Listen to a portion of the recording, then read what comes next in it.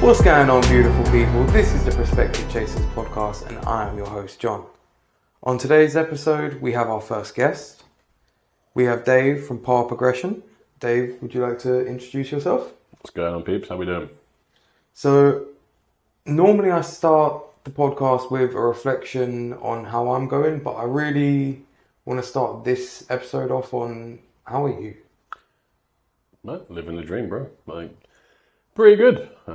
Working away at the moment, trying to start my own thing as well, just much like yourself. So yeah, learning a lot of lessons. So, what at the minute is kind of driving you on that day-to-day basis? I guess it's the hunt for being successful, isn't it? Like, for me, there's just an urge to achieve and to actually do something with life. You know, you get one shot, don't you? So, at the end of the day, I've had 2 different careers over 10 years now, and as much as they've been rewarding and good, I want to strive for the best I can. So, it's about getting out into the world and trying to do my thing. And without going on too much of a tangent, what would success look like for you in terms of your career and Power Progression? It's a loaded question, isn't it? It says, without a tangent, like that's possible. What would it look like for me with Power Progression? I guess the shortest answer would be my own brand. You know, it's my vision, my chance of being creative, which is normally my weakest link. So actually having my own brand that I represent with my visions, my values. So, how has the journey been so far in creating the brand and building up Power Progression? Rewarding but challenging, I guess, would be the answer. I mean, it's nowhere near a finished product yet, and I mean, I haven't even launched properly yet. But yeah, it's challenging for sure. But I can already feel the rewards. I can already feel the happiness that's actually coming with doing my thing. You know, actually trying to go out into the world, quite literally, by going out onto golf courses, you know, and looking like a local nutter with a couple of cameras, trying to hit golf balls. Not very well, by the way. It's just very different, isn't it? You know what I mean? From corporate environments that we shared before and other, you know, careers that we've shared. It's just totally different. In terms of starting the podcast for myself, obviously my kind of barriers were creating the space, having the cameras and everything else. What do you feel has been different in the way that you're kind of cultivating and creating your content opposed to creating in this form where it's very much a controlled environment? So there's quite a few. So what I'm trying to do is very different from what you're trying to do. We have similar end goals in the sense of wanting to achieve and be successful in our own ways, but for me it is very different. I'm in the outside world, so there is public, there is environments that I'm in, and there's a few challenges with that. So I went out for the first time a couple of weeks ago. The actual, you learn so much from doing it once, you know. So I learned that I actually will need to charge my batteries as I'm doing it. You know, I've done a 9-hole course when I'm going to build up to 18 holes at some point. You know, 9 holes took, I think, 3 hours, 3.5 hours, probably about 45 minutes. That was probably trying to find my own golf balls. 5 minutes was sending you videos. But, you know, it was fun. Really, really fun just to be outside. Different experience being on my own as well. You know, it's like literally a one-man band. Yeah. So out in the woods.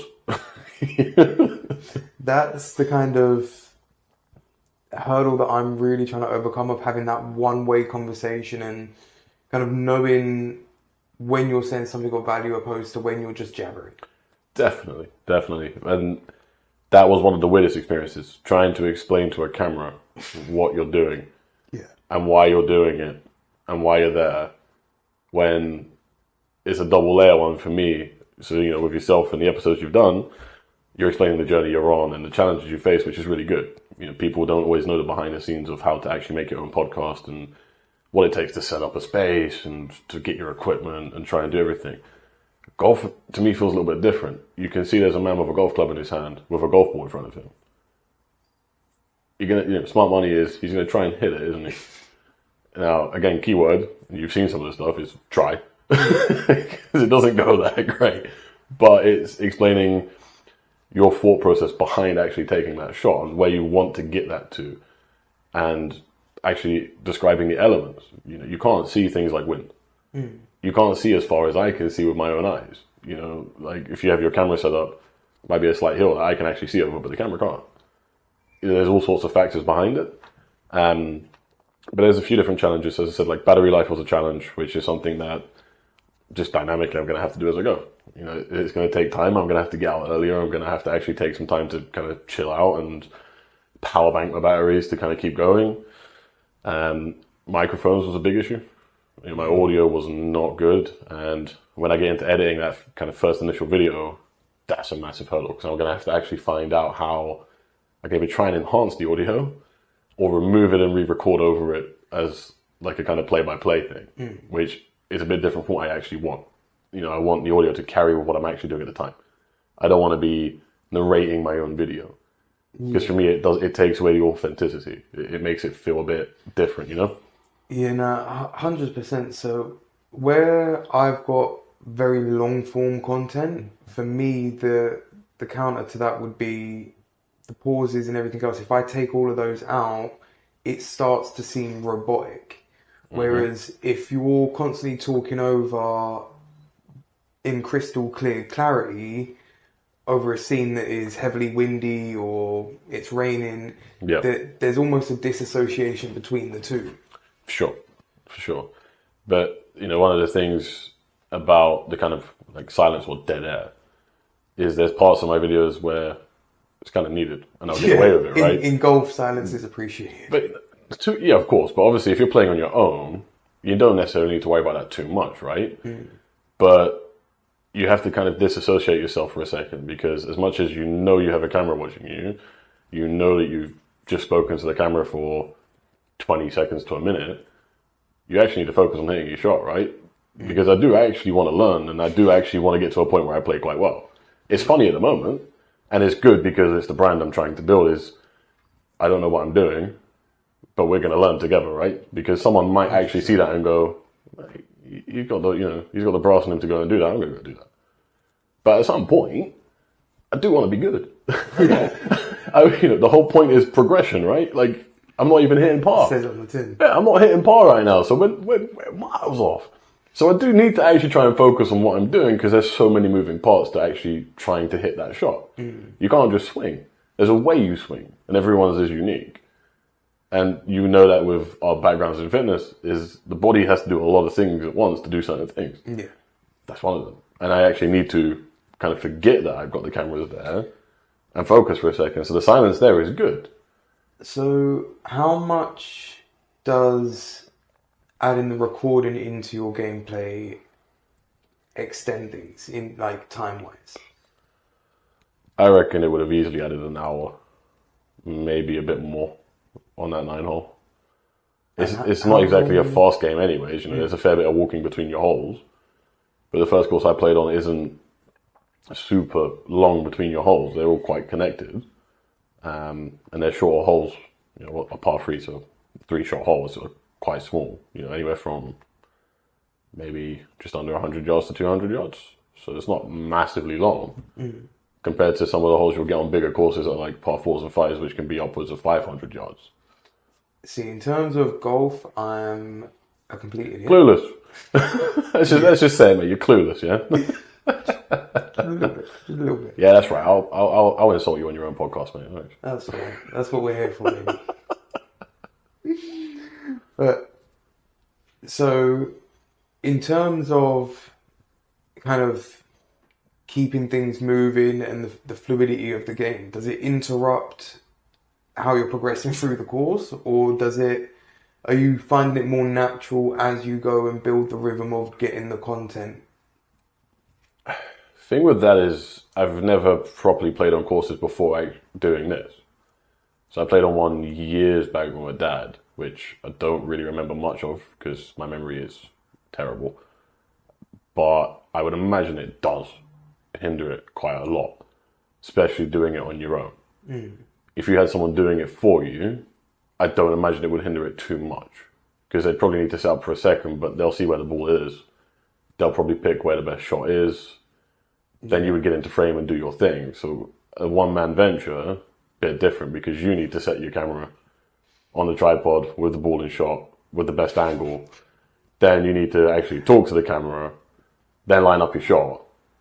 And then sometimes you realize that actually you probably haven't lined that up well, so you've got to redo it. And it kind of stops your flow as well because, you know, you're walking, you're carrying all your stuff. You're thinking about your next shot, but you're also thinking about how to talk about your next shot. And it's almost like you're introducing each shot. So, you know, when you introduce your video, it's bang, it's done, right? It's an intro. Yeah, kind of once you've done it, you move past it. And it you welcome people in. This is what we're talking about today. Boom. Whereas I'm introing the whole video, then I'm introing the hole.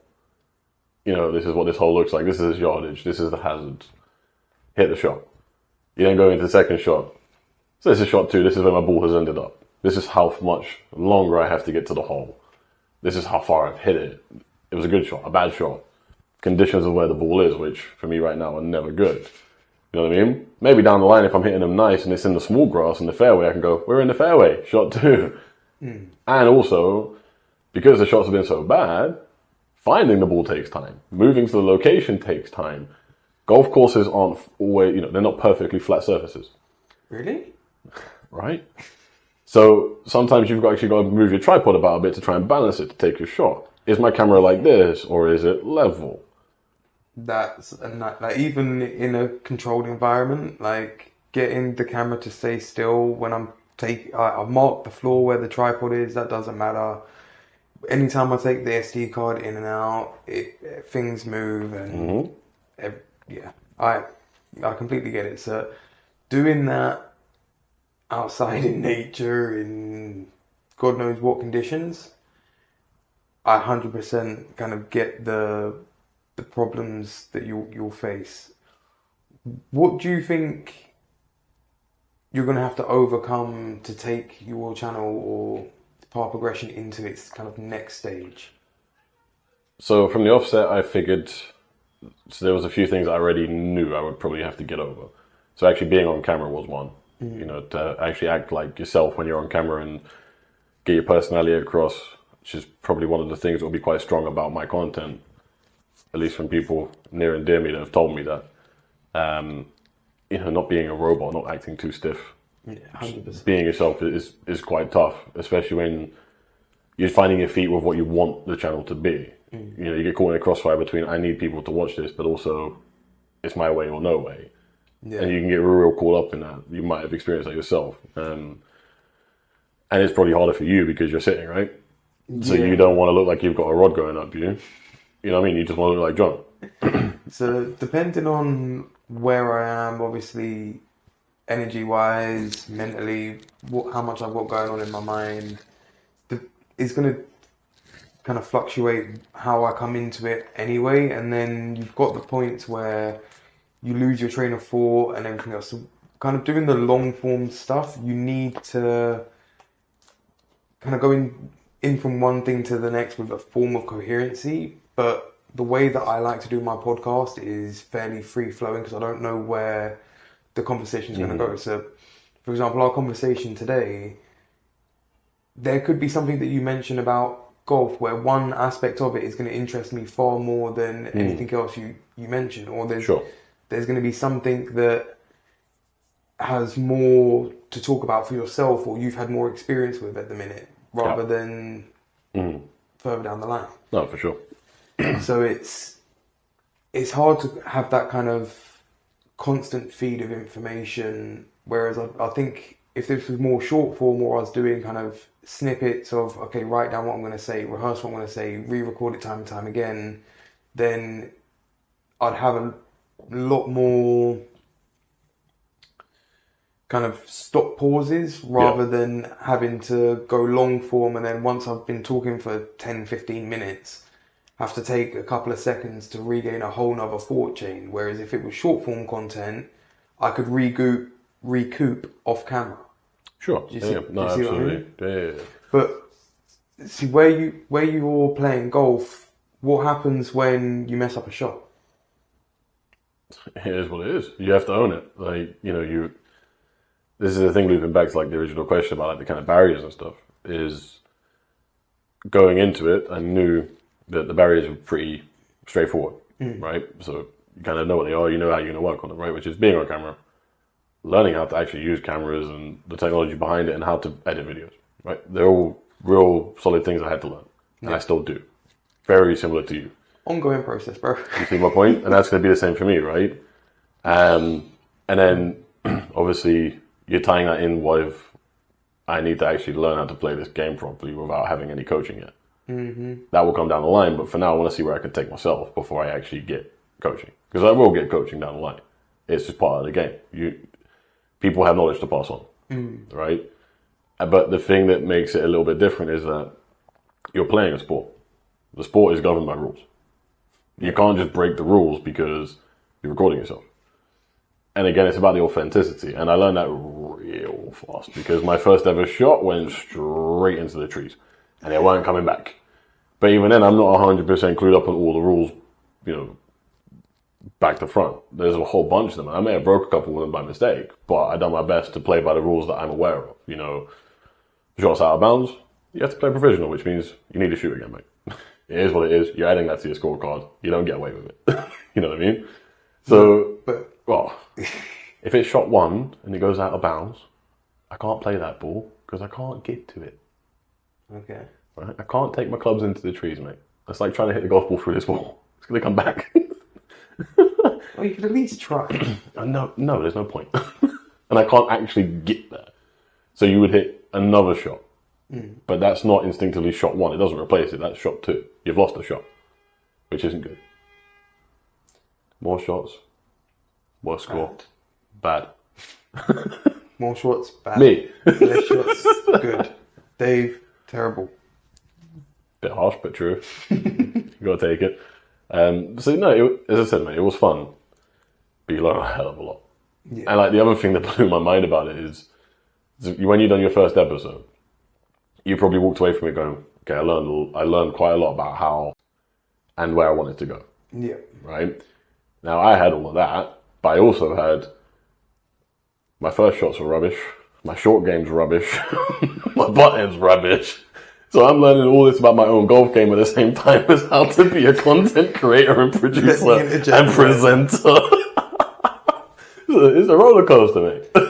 Let me interject right there, because when I watched back episode 2, my biggest takeaway was you're boring.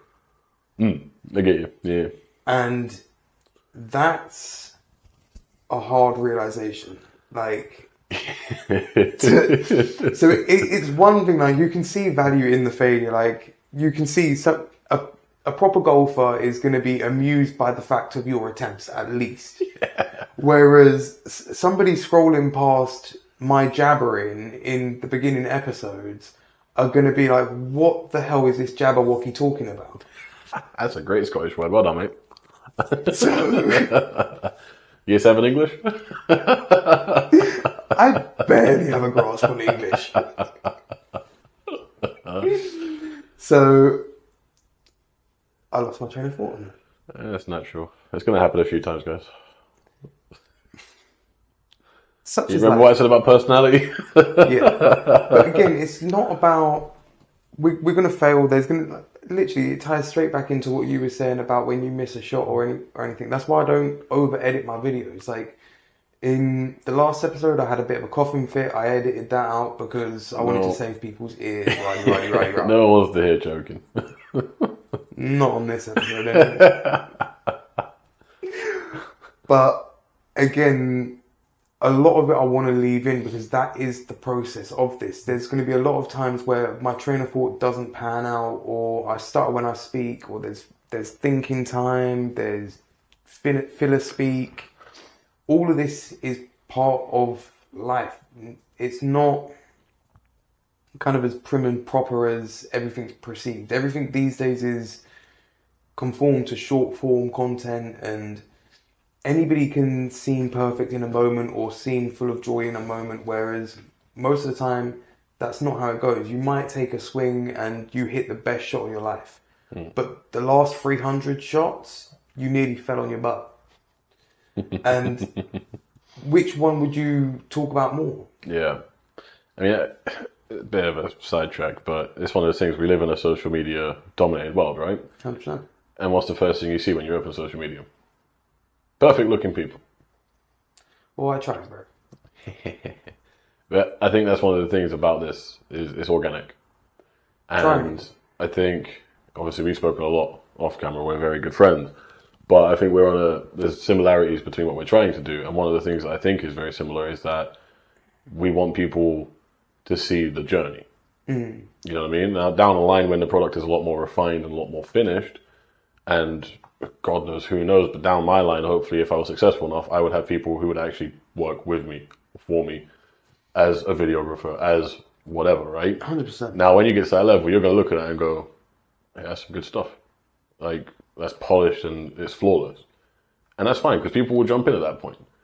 But I want people to go back and see that actually this started at the ground floor and you can do it. Like, if we can put our heads together and try and start things on our own, you can definitely do things. You know what I mean? I think there's a few things here. So, like, I think obviously both of our ideas have that kind of parallel in the fact of anybody can do it, and a lot of the stigma these days is that somebody has to be better than somebody else in order to do it. For example, somebody needs to be a professional golfer in order to have a golf channel. Well, not really. All you need is a golf channel and a golf club and the ability to golf. You've got a golf channel.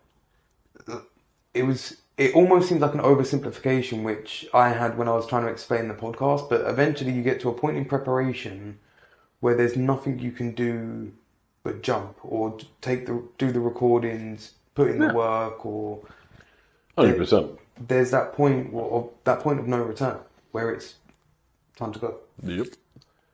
It's time to go, or just be the person that always said they wanted to do something but never actually done it. So for me, that would be a deathbed regret. If you never started Par Progression, how would you feel if you was in your same job 10 years down the line? I'd regret it, mate. I'd regret it. You've got to try things. I remember I told my mum about the idea, thinking that she might be a little bit maybe against it. As you know, she's one of my closest people in life, but she was actually very supportive. And that was her key point, which is don't be the person that doesn't try things. Like, don't be that person in 20 years down the line when you're in your 50s regretting that you didn't move on an idea that you had. And at the end of the day, where you can, obviously make sure you've got safety nets around and stuff like that. If you can, just take the shot. You look at most people that are successful, which is another part of the social media world, is that it's full of people who are actually quite successful. And a lot of them have a very similar thing in common, which is they just took a shot and went with it because they believed in it. And it's not everyone that you see on social media, don't get me wrong. There's going to be plenty of people that have millions of followers who didn't, had different paths or whatever. But people that I follow on social media all have that kind of very much similar theme in common, which is they had an idea, they had the belief that they can absolutely do it, and they had conviction in their idea and just went, well, I'm doing this. So this kind of ties into a bit of what I was talking about in the last episode of like what you portray to the world is kind of how the world treats you. So what you're putting out there in the sense of you trying and the kind of effort that you put into your trying is a reflection on yourself. So for myself, I held myself back from starting the podcast until I had certain things in place because I wanted to portray a certain image. I wanted to be able to sit here with a certain level of comfort and a certain, what would be a good word? A certain outward appearance to the podcast as a whole, so that it was something that was taken a bit more seriously in that sense. I feel that if I was careless with my surroundings, if I'd done this sitting in my car or sitting on my bed or sitting on the couch, like it wouldn't have the same effect of being able to resonate with people as much to be able to sit down and have a serious conversation. Now, you're one of my closest friends. To be able to sit down and have a fairly on-topic conversation The That is a miracle. that it really is. But to have this where this conversation and us talking about our respective journeys in overcoming and starting our own platforms or our own brands or our own ventures in whatever sense, that kind of sharing that essence and that experience with people is the sentiment of this podcast. It is that idea of we get better together. Now, with you sharing your experience, as you say, you're not a great golfer at the minute, but as you build the consistency of that, that's going to improve. We should hope anyway. I mean, I'm praying, mate. I mean, if You you reckon, come, you reckon the podcast has you reckon the Power Progression has legs if I don't progress? I mean, you could always rebrand as Power Regression. Keep it in the back pocket. That's definitely You going in the back pocket. You might be able to get a hair supplement sponsor. For that as I well. wondered when that was coming. Cheers. Thank you. Don't worry, I had to lower the camera angle from previous episodes because I was kind of snitching on myself. Yeah, to be fair. But, yeah, well, power regression. Or worst case, my golf is so bad we could just go with power suppression. So to tie it If you back understood on- golf, that would be a damn good joke. And I'm so I sorry. hope someone out there laughs at that. I'm so sorry. To tie it back into the kind of journey that you've had on this so far, what's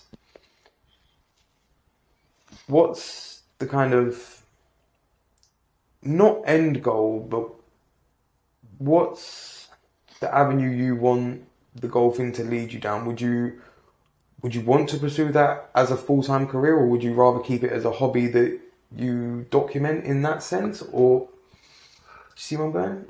I think I'd be a massive liar if I said I didn't want it to become a career. I'm enjoying learning and playing golf. You know, and that's been going on for a little while now. Where I started going to driving ranges a bit more often, picked up my own set of sort of secondhand clubs and stuff. So I'd be a liar if I said I didn't want to go down that way.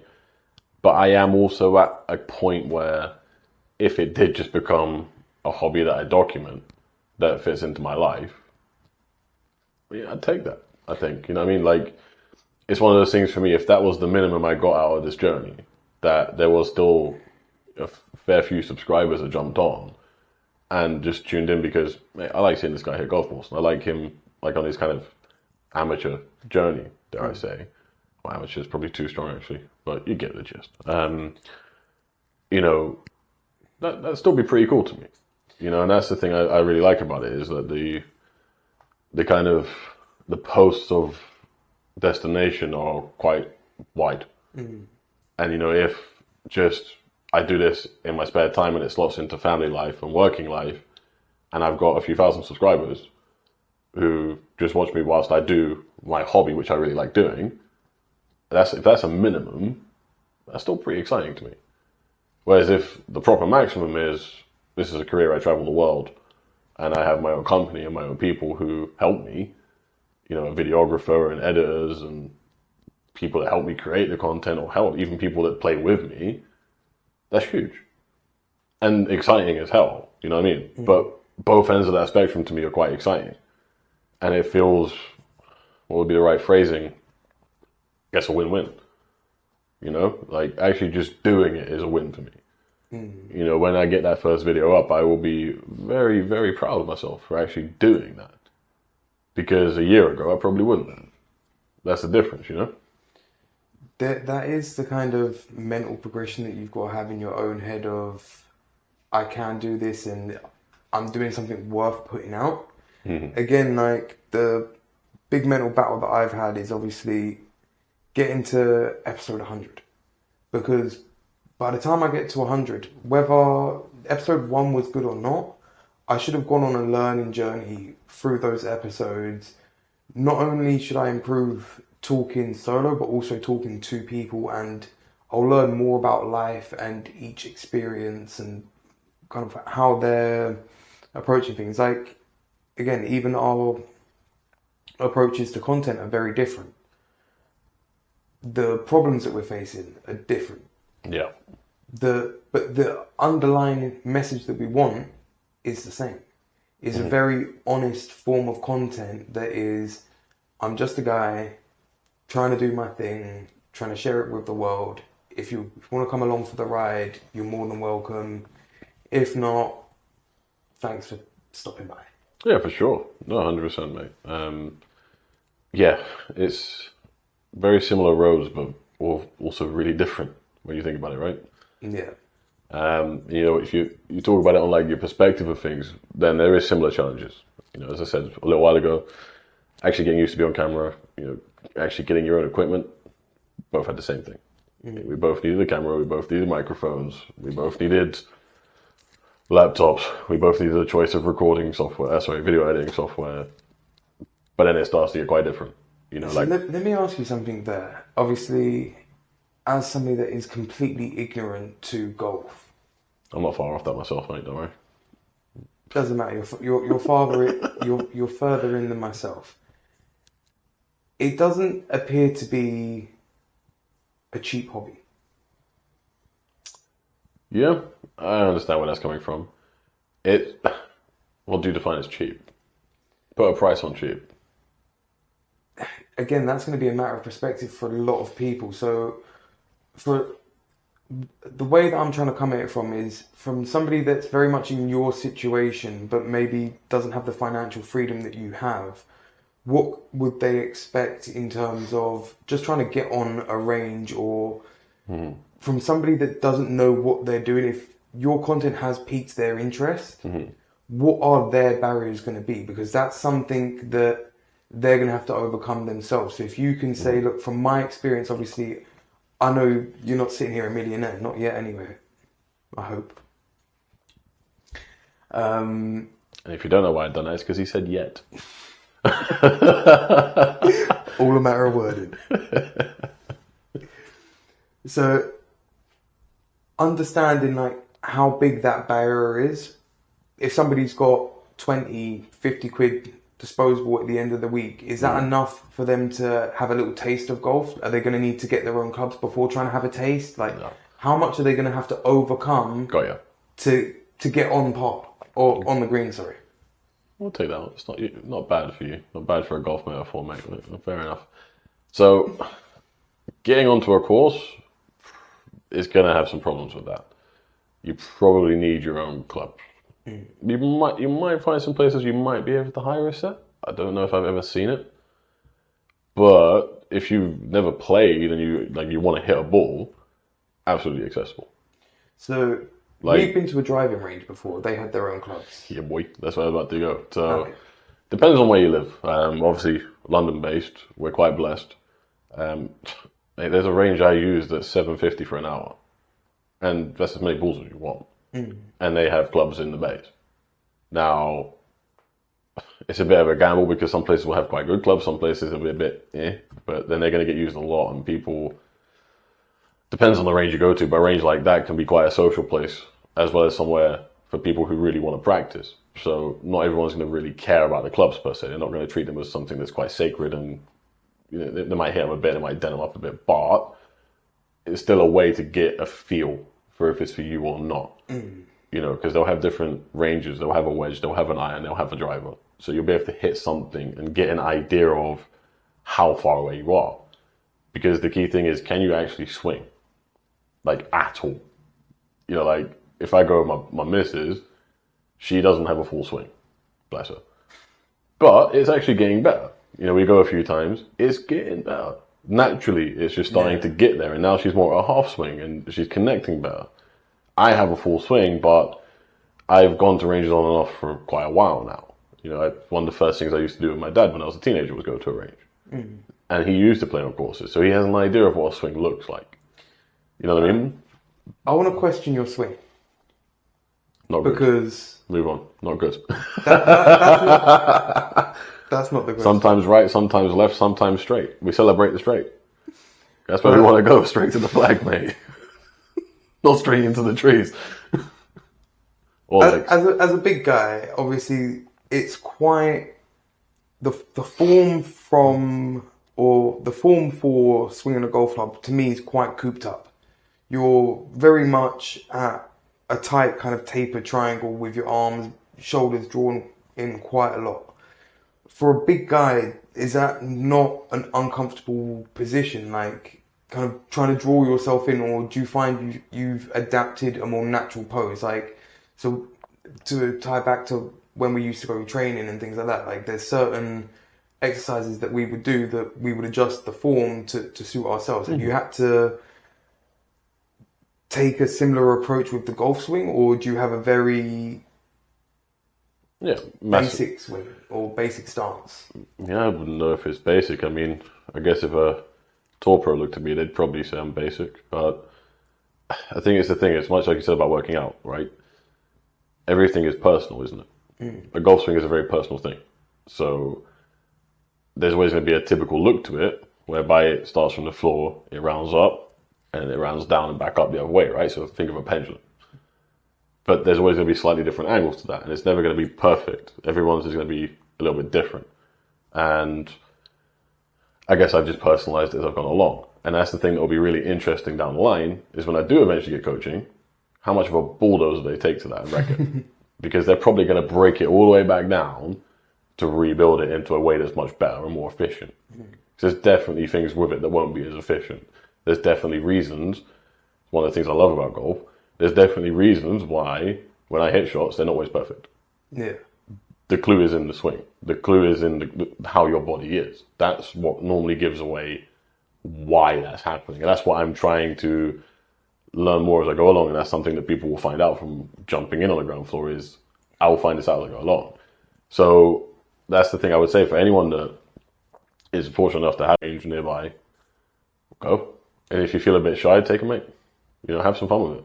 But so that doesn't seem like financially, finances would be a massive barrier. Obviously, if you're getting in for under a tenner, that's enough for anybody that does want to kind of have a bit of a taste of golf, or even if they just want to blow off some steam. 100%. I'm assuming whacking a ball as hard as you can, which would be my approach, would be a massive stress relief. No, I know you got that classic hockey swing. I know you do. 100%. Do you know what? It's one of those things. It's getting, the game of golf in general is getting much more accessible. That's what I think, and that's what I perceive. It can be mighty expensive. Of course it can. Because that's anything though. 100%. And at a certain point, you know, if you really get into it like I am and you really enjoy it, then it's going to cost you money. It is going to cost you a fair bit if you want the best clubs for you. Because those clubs will need to be tailored to you. That's where the money starts to come in. Because, like, for example, I have second-hand clubs. They are not to my spec. Not that I know what my spec is, because I know that's going to cost me money right now, and I don't want to spend that much money. The whole point for me right now is that I want to see where I can take my absolutely non-skilled golf to. And part of that for me is having second-hand clubs, because that's, to me, part of the adventure. I'm starting with this set because I want my own set. I could have literally taken my dad's probably. But I was like, nope, I want my own set. I went and sourced them. I went and got them. They're not brand new. But you know what? They're doing a job right now. And I'm enjoying and I'm enjoying getting to understand how those clubs work. Because my mindset says that if I can make my game work with these, imagine how grateful, blessed, and good my game is going to be when I go spend $1,000 on my own set of clubs that have been tailored to me. You're going to feel like, whoa, it's a whole new world. You know what I mean? And like, you're going to all right, Katie, chill out. You're gonna appreciate it even more, right? But no, like the biggest barrier I reckon people would have in trying to get into golf, and it's one that I learned last week, is confidence. Confidence of being around people will be your biggest one. And I had that when I started on ranges, is that, so for example, you know when you go into a gym, right? So we've both been trainers, for full disclosure, right? So you know that a lot of people have that nervousness about, oh, but they're looking at me. Yeah. Same thing on the driving range, but amplify it. Because if you hit a bad shot, chances are it's either been seen or it's been heard. But is that because the element is well of obviously recording and everything? Because obviously any observer, so for me, there's a certain kind of disassociation. So when I've done my podcast, once I've uploaded it, that person on that video is no longer me. I'm me in the moment, constantly moving through time. I get that. So there's that constant disassociation. So is it the fact that you've hit a bad shot and you're on camera and you're a bit of a novice, so you're overly self-conscious for multiple reasons? Or is it just because you're self-conscious of the shot? Oh, you're talking about when I said my experience of learning the confidence stuff last week? Yeah. No, that was totally different. So last week I actually drove to a course, which was going to be the second one I played on. Sitting in my car, saw that it looked a bit busy and backed up. I bottled it and then went to a range that I know and just hit some golf balls on the range. And completely squandered the chance to actually record a proper video. Just because for some reason I don't know, I think I just got in my own head and I thought, you know what, like, my game isn't great, which I don't think is necessarily much of a problem. And there's certain etiquettes that will happen on golf courses that, again, I don't fully know, but you learn as you go. And if someone is a better player or is playing faster, on you go, you know what I mean?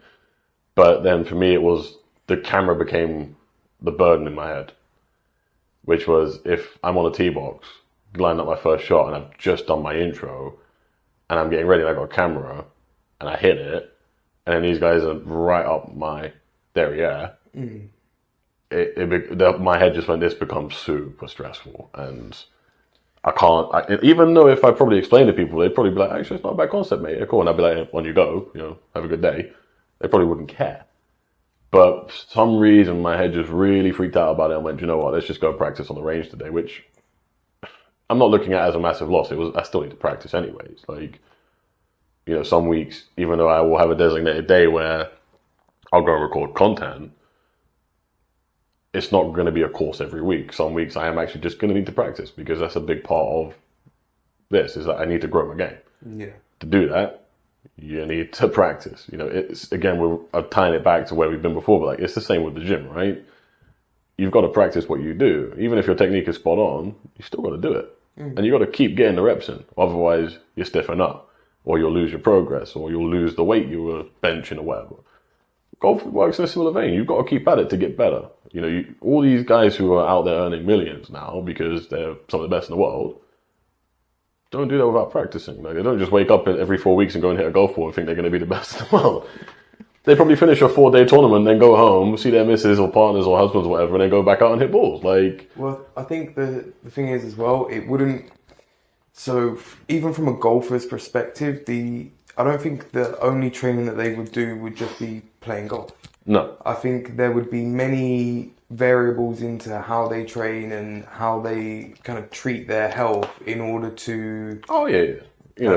best prepare for golf in itself. Like they'll have fitness coaches. They'll have. I mean, some of them will probably have their own chefs. They'll have their own nutrition plans. They'll probably have mental coaches. They'll have golf coaches. There's a lot to it. But relaying it back to what I said about the whole confidence thing is, for someone trying to get into the game and just play it because they want to play and they're not recording themselves, confidence will be a barrier. Because the natural human instinct is to worry about what you look like instead of not caring about what you look like. And you have to lean the ladder. You have to just go, do you know what? They started somewhere like I did too.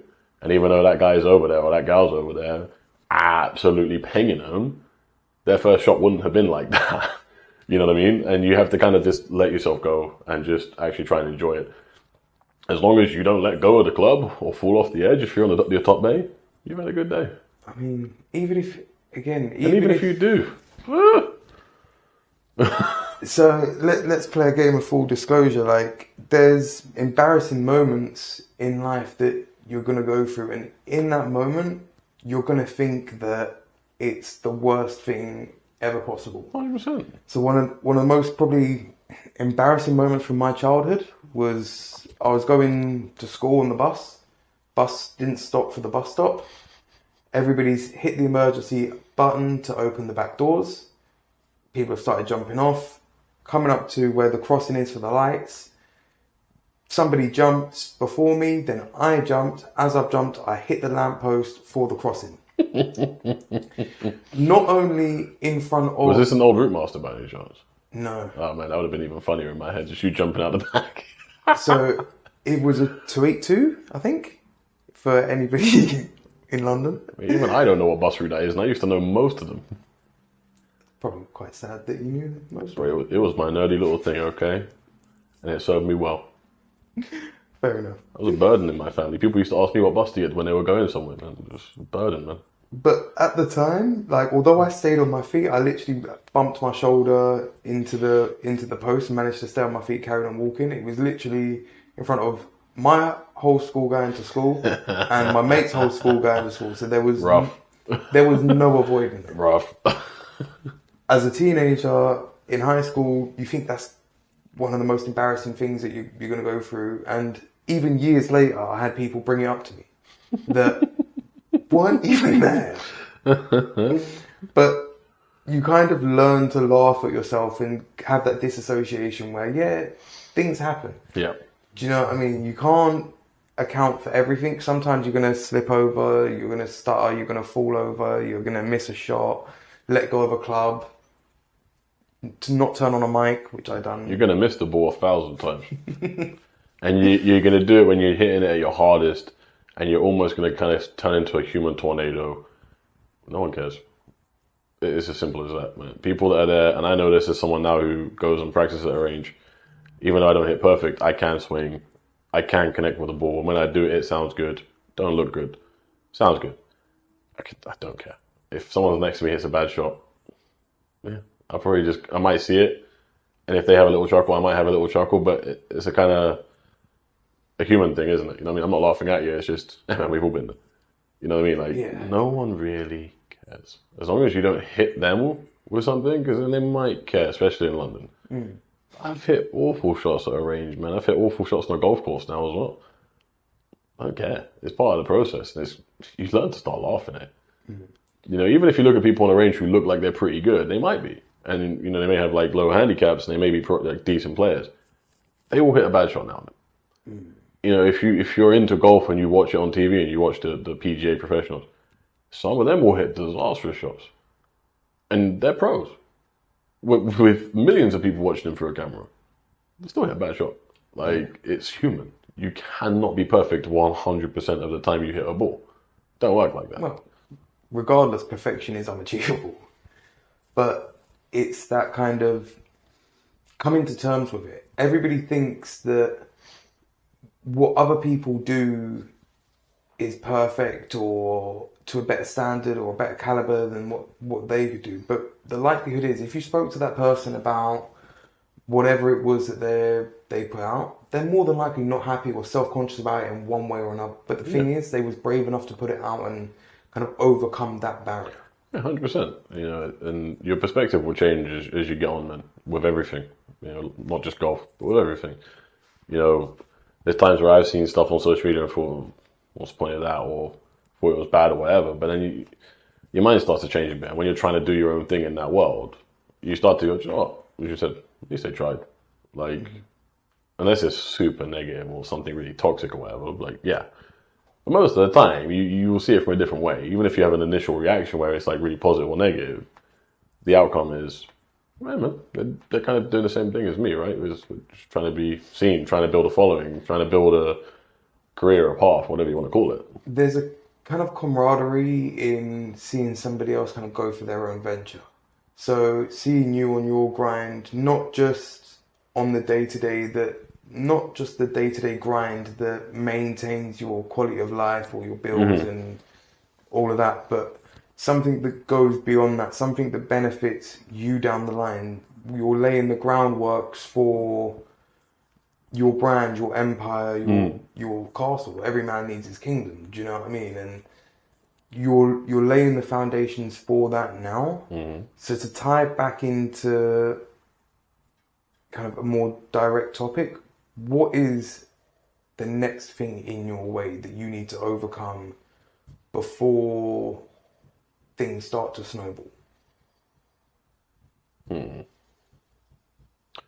few answers in my head. I was just trying to think of the biggest and most direct one. Don't worry about direct. Go as much as you feel here, because this is what's standing in your way currently. So no matter what kind of obstacles they are, Yeah.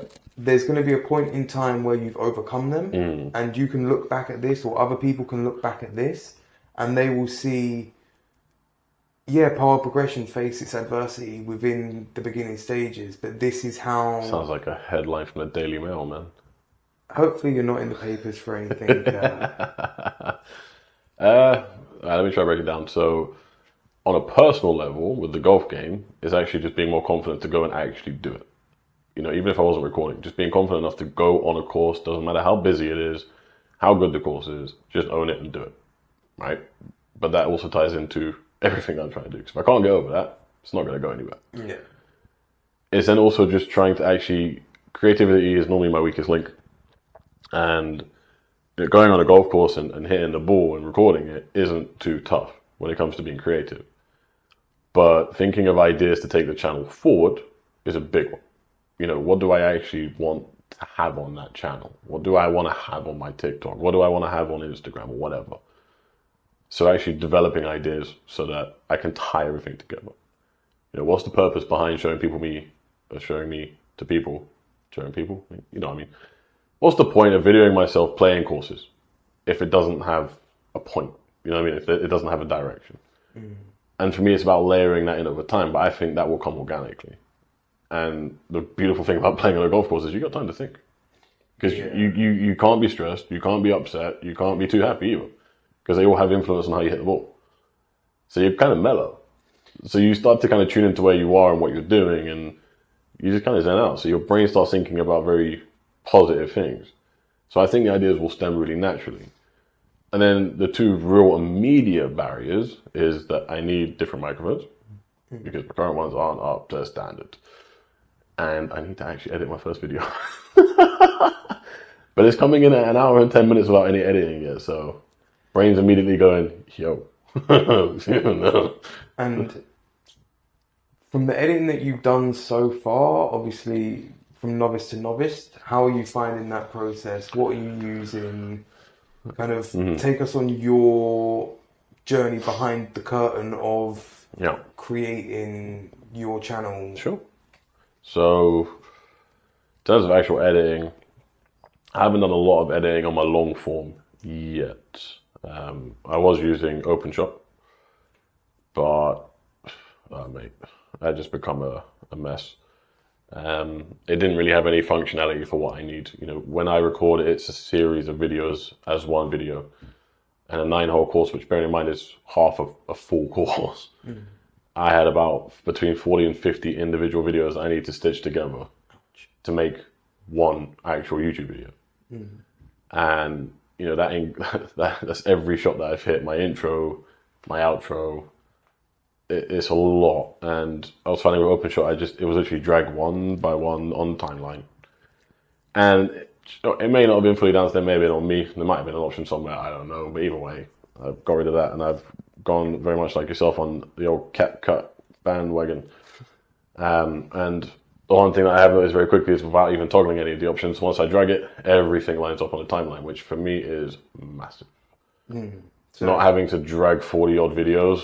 Now, bearing in mind if that's an 18-hole course with how many shots I'm hitting at the moment, you're probably looking closer to 100 individual videos. Yeah. That's a lot of time and effort, man. So that's going to save me massively. That's about as far as I've got at the moment, because I actually need to look into it properly. So I'll have to kind of unlink all those videos to trim them a bit, link them back up, see how it flows. And then I need to make a decision about just uploading it as that is, or doing a little bit more editing to it so that I can actually display what shot I'm on, what hole I'm on, yardages, things like that. Because with my experience as a consumer of golf videos, it's quite nice having that on screen as well. You know, knowing that they're on their third shot, knowing that they're 50 yards out from the flag, what hole they're on. It's just generally kind of nice to have in the background. So you can, if you do fade out for a second, you can come back in and go, oh, cool, right, okay. It keeps you going, you know? It gives that continuity. Yeah, 100%. But I'm also not super stressed about that because that's something I can build in down the line if I want to. You know, I can build in my own little scorecard to the top where I have my logo and what hole it is and stuff, and it can be a bit more interactive, but that's down the line. I think as well that kind of comes with the experience from the editing process. So from my side of things, like episode 1 was very raw, record, cut whatever I needed to cut, upload it. Episode 2 was fairly raw. I had the similar approach, and then last minute I thought to myself, from all the feedback and conversations that I've had, put in an extra little bit of effort, put an intro video on there. I was a bit unsure on kind of copyright stuff and that side of things. I managed to get some free source stuff and stuff that's got copyrights that are allowed on YouTube. Yeah. So that kind of took down that barrier, but I feel that really stepped up the level of my content. Yeah, dude, like, you know, this is the thing that's quite interesting about being a guest on your podcast.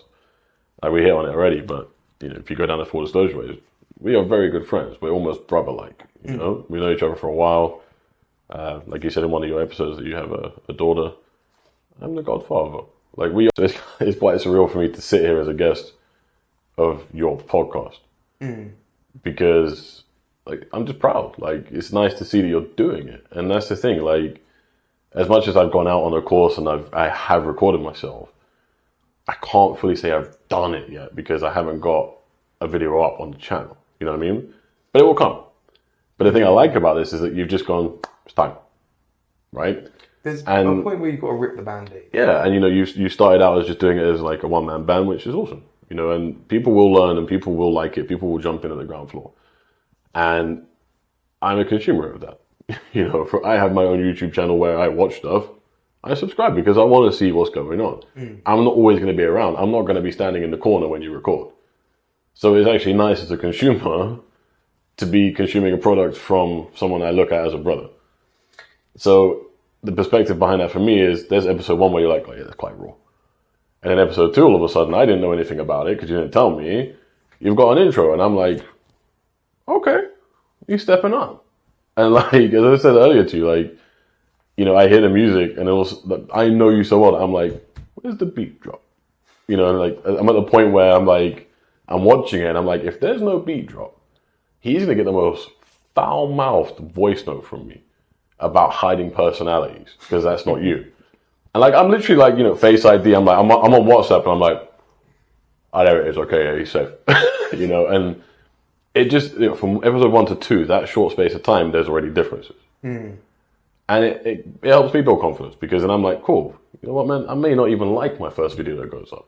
Yeah, no. Like, I had a lot of fun recording it. Don't get me wrong. Like, you know, I remember sending you a video of how it was going, which I actually ended up putting up on TikTok on your advice because I just found it funny. And you could genuinely see from that, like, I'm not phoning it in, man. I'm having a whale of a time. Like, I'm laughing at my own calamities and like doing a selfie video, then going, hey, guess what? My ball is turning it around. It's just a forest. Because I know that you would look at that and just laugh and go, hey, but at least he's doing it though, right? This is the thing though as well, like, it's relatable. Yeah, man. There's, like we keep saying, there's so much kind of that is people try to depict as perfect that to see somebody go, look, like, I messed up. It's refreshing. Like, everyone is human, as far as we know at the minute. But it's one of those things where everyone puts up that barrier in the mind. You've mentioned it. I've gone through it myself multiple times through careers, through meeting new people, talking to different friends, and over and over again, you'll feel like you're an imposter. But once you've pushed through that, once those barriers come down, you're onto a whole new kind of game. And that approach is always going to be different. So our friendship started with you criticizing me. And that honestly... All right, Arnie. No, it wasn't even that one. I know where this is going. Yeah. So way back when... Arnie, you missed a bit. All of the decades ago that we met, I was clean shaven. And he was the only person that come up to me and told me I missed a bit. And because of his outright honesty, I instantly took a liking to him. So we ended up building a bit more of a relationship, a bit more of a friendship. And at the time we both worked security. So that kind of relationship built, and because we was always working quite close knit, we was always had that kind of camaraderie that we kind of needed to trust each other. And then with the bounce off that we have with our personalities, like you said straight away, calling me Arnie every time I'm coming back from a patrol, because that's literally what I'm saying every time is I'll be back. But those kind of initial intuitions that you have of people, that gut feeling can ring so true. The people that I hold closest to me, we have those resonating instances where you can put the finger on it, where it's like, this is when I knew. He's a true one. Yeah. And it's, for me anyway, it's rare to come across that, but it does happen. And having somebody in your life that I know I could call you at any time of day and you'll be there for me. Massive. Regardless. And I've been through my fair share of stuff, and I haven't explained a lot of that on the podcast yet, because it's hard to build a continuity to it. I don't really just want to go, blah, here's my life so far, take from it what you will. We'll save that for episode 2 when Dave's on you. We'll have the real one. And the thing is, I'm going to stay professional here, but obviously this is ground level. Your viewfinder ain't moving anymore, brother. Like, I'm stuck in position. And so are you. Right, sorry. So this is going to be a problem from kind of the setup that we've got here, running quite basic. We just had the display on the camera freeze, so we thought that there was no recording going on. We've had to go back and review the footage. I had the same problem when I was doing a solo episode. I had to take out the SD card, run through all of the footage, see what I said, and kind of work back from there. I managed to do it a lot quicker in this situation, but we're just going to jump back into the conversation, talking about where me and Dave kind of first met, what the kind of energy was off the get-go, and why we kind of became friends, and what that's kind of led to the kind of linear paths that we've kind of gone through in life. From when we, like I say, when we both first met, we was in our early 20s, working security. We're now nearly 10 years down the line. Well, that's him off, what, 22 or so now? I was 21 when I got into security. I know you're security, I think 19. Let's see. Yeah, 2013. So 20-ish. Yeah, 19 going on 20. Yeah, so I've done the circuit for 3 years, so I met you in that time. So, yeah. But straight away from when we first met, we always had this dynamic of talking about different aspects of life where we wanted to go. At that time it was training, and I was telling you a lot about getting into the gym and different kind of mentalities behind training and different ways of starting. And again, it kind of built up that friendship of you're trying to progress, well, I'm trying to progress, and we've kind of continued on those linear trajectories throughout our friendship. Like anytime, even when we started driving, I got my license, a few months later you got your license. Yeah. There's only a couple instances where our lives have veered off on different tangents, and they're probably quite significant tangents. Just a bit. Just a bit. But we still have a kind of similar mindset in, I have somewhere where I want to go, or something that I feel that I want to achieve, and I need to work towards getting there. Yeah. So is par progression your first attempt at getting there? No, I don't think it is. I think that was the career switch, probably. So when I moved industries from security into the fitness world, that was probably the first attempt. And not a bad one, to be fair. Currently still serves me very well. So I've made my way through that, and I've progressed in that industry, and now a fairly experienced trainer. I'm kind of early level management levels as well. So learned a lot from that, and still enjoy doing it. You know, it's still a great career. And that's the thing. That's why I think this kind of new venture is working alongside that for me, because I still want to do that for now until I see where things go. You know what I mean? Like, so this I think gets into a lot of people's barrier when it comes to progression is their comfort level. Now, when you're in a job that is fairly comfortable, your needs are met, and there may be discomforts, but for the most part, they're short-lived or bearable. There's not much motivation to jump out the boiling water and start your own thing. No. But I think the payoff that you get when you do start up your own thing, like the energy spike that I got after doing my first episode, I don't know what I can compare it to. Did you get a crash the day after? So it was more within the week after, because obviously my life's hectic with everything I've got. Boy, I've got did I going get on. a crash the day after. So I kind of explained it as like a kind of tidal wave, where it's like a kind of wave of like good energy is just like go, go, go, go, go, go, go, and it kind of splashes up, and then all of a sudden you're like, Boom. I don't know what to do with myself, and then you crash back down to earth and you feel useless. Yeah. Yeah, absolutely. So obviously, you know, I'm doing these press ups at the minute where I do 2 sets of press ups every single day, and it's meant to be a goal that is so small, I fail. I don't fail. And I failed. Like something so menial for somebody like at my peak of training, I was doing 200 press ups a day. Like, You benched 150 at one point, no? yeah.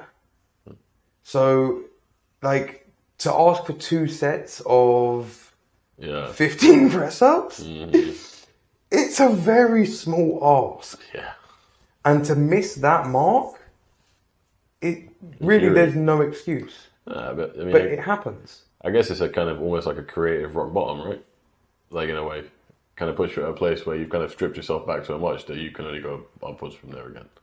But It's not like a cataclysmic one, like you've just had a mental breakdown or anything like that. Like, again, that's a personal one of those personal things we'll probably touch on down the line in another video, I'm sure, if we strip things back. But like, you know my story enough to know where I've been, and that's obviously a real big thing where you crash and you have to rebuild.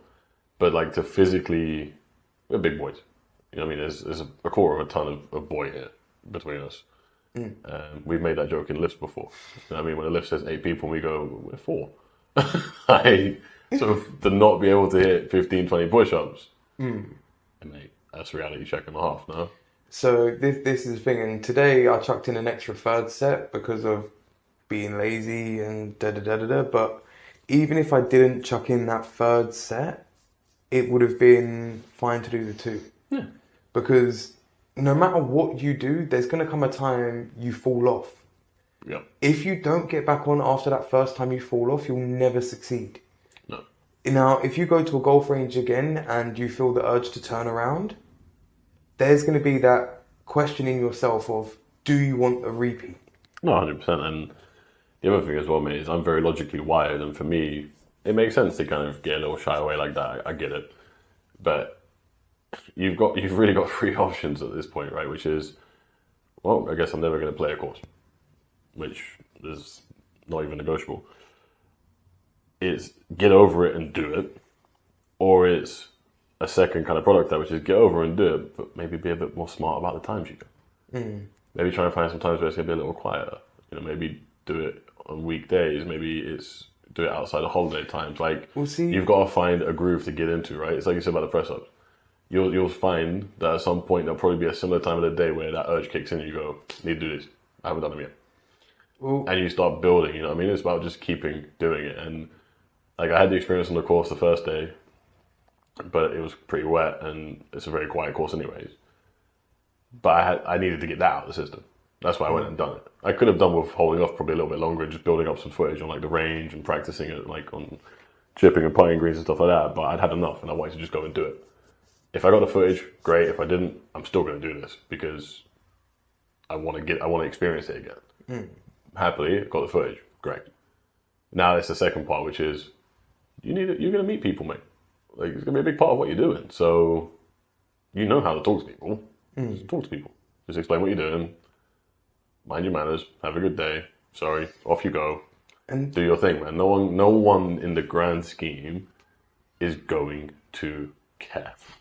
the thing is, there may be a Karen, for a lack of a better way of saying it, that complains along the way. We really do need to think of a male name for that, by the way. Keith? Kevin? There is one. there is a name that people use that is the male Karen. I'm just not sure. See, this is where we need a camera guy to be like, yo, Biderman. When I get my butler, he's going to be called Biderman, no matter what his name is, people, by the way. So there's that kind of... I forgot what I was going to say. There's that point where you're always going to feel uncomfortable or, like I said before, like an imposter. Once you push through that and you realize that even if there is a Karen or a Keith, or I'm guessing it's got to be with a K, whatever it is, if there is somebody that portrays your content negatively, or somebody that posts hateful comments, or whatever it is, that, so what?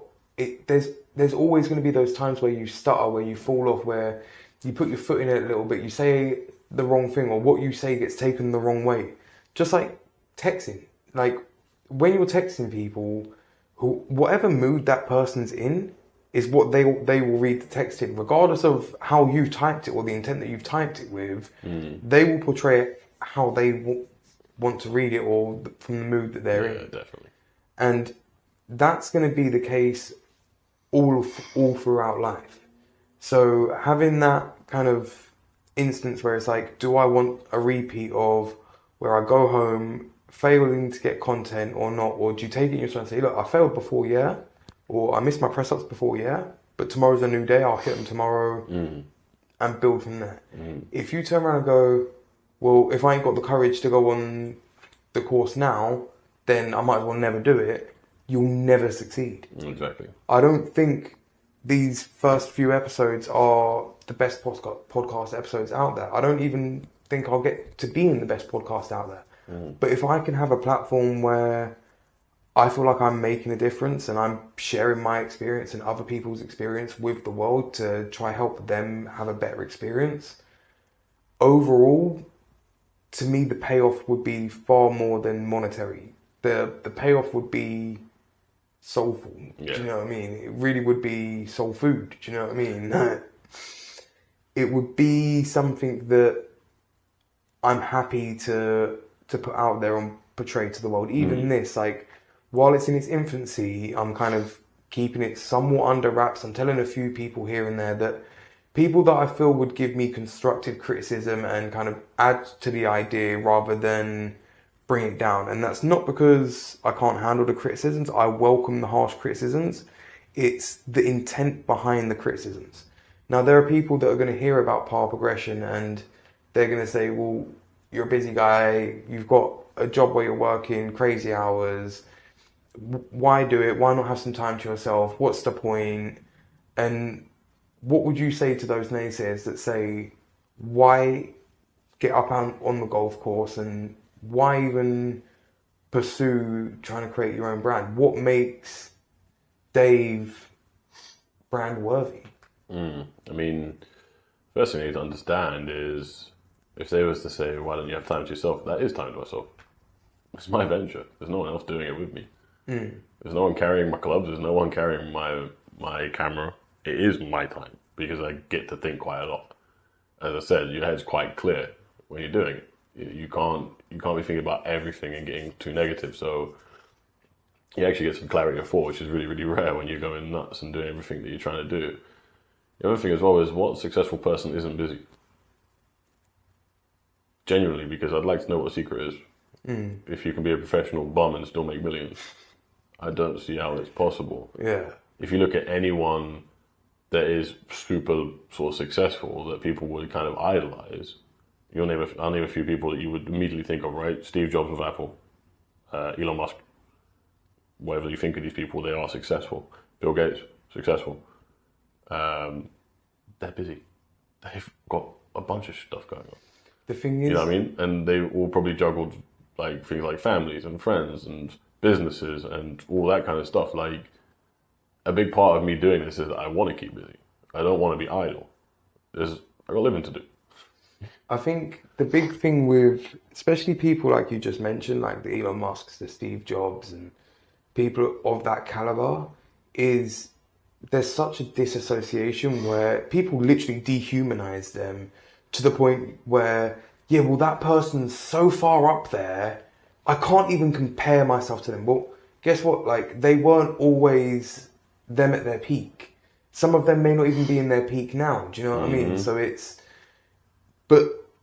that willingness to try, and that willingness to try in spite of the adversities, in spite of people's criticisms, in spite of the uncertainties, the willingness to kind of push forward and being brave enough to take that leap. Yeah, 100%, mate. And at the end of the day, I think I have a pretty good personality. I have a backstory. I have reasons why I want to do things. And I think that's something that someone out there will probably take interest in, or at least maybe take something from. Like, literally, like, when people see that first video, they'll see, as I said, like, I'm really not overselling it. Like, it's not good golf. It's not good golf. But it's the point. Have you found anything similar? Like, have you done any kind of research into, is there people talking about similar things or kind of pursuing golf from a similar angle before you started your venture? Or was it just, this is my labor of love that I want to share with the world? That one there. I mean, I consume golf products on YouTube. But the similar vibe with them is that they all just decided to do their thing. And it's worked for them. You know what I mean? So no, I haven't really researched it, which might come across a bit arrogant, but at the same time, you've got to have conviction in yourself, right? Well, I think as well, like, again, once you kind of start over consuming other people's content, you again create that disassociation of, oh, that's their reality, that's their venture, they're doing this. Whereas once you take the leap of record yourself and then all of a sudden chuck the videos into some editing software and you can view it at the type of a search in YouTube or on TikTok, once you realize that stepping behind the curtain ain't that difficult, it changes how you perceive not only your own content, but other people's content, in my experience. Yeah, 100%. You know, and just thinking of the people that I watch on YouTube in general, they all kind of have a very similar thing in common, which is I find them entertaining. For whatever reason it is, whether it's from a knowledge base or like well, that's interesting, or just because I find that funny. There is an entertainment value to that to me. And again, entertainment to me is something that everyone perceives differently. It doesn't necessarily mean it needs to be like, oh, I'm laughing and I'm rolling on the floor. It literally could just be a case of I'm sitting there going, yeah, that's interesting. Like, that's a random fact. That's great. It could be, bro, I literally watch a guy who does like little documentary series on football teams, because I'm a big sports fan.